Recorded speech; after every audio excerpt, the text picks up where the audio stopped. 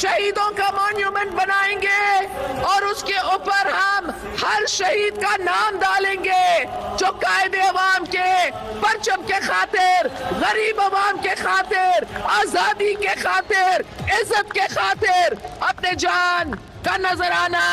पेश किया। वो जो मिट गए, जो बिछड़ गए,